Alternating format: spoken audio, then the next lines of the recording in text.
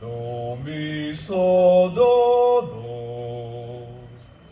，Tawa nu ang kibay mo hapoy, yung wan pa amen wentang, hataw cha chang cha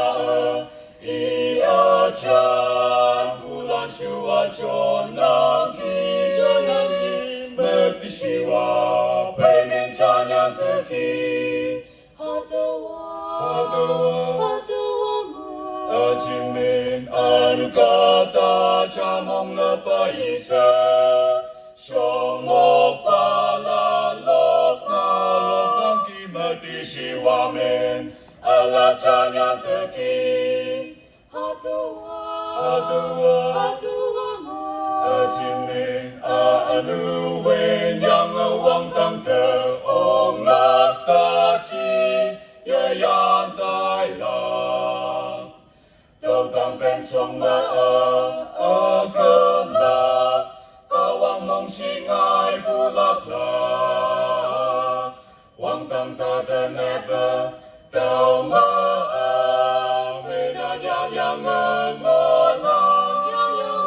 nè ti si wa pay men cha yang tu ki, hatawa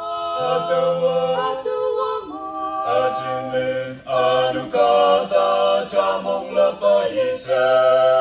Syomok palalok na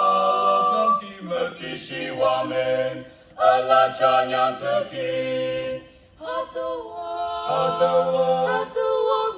Ajimin anu wen yang awang tang teong laksaci,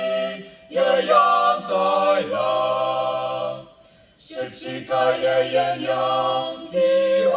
a, ya among ong pungonang, sa anuwen Jesu i, kaya to may tom yang ki,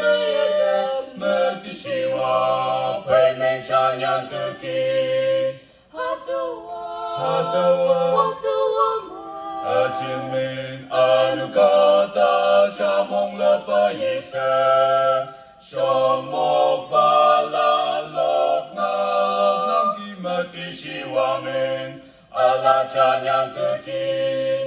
hatawa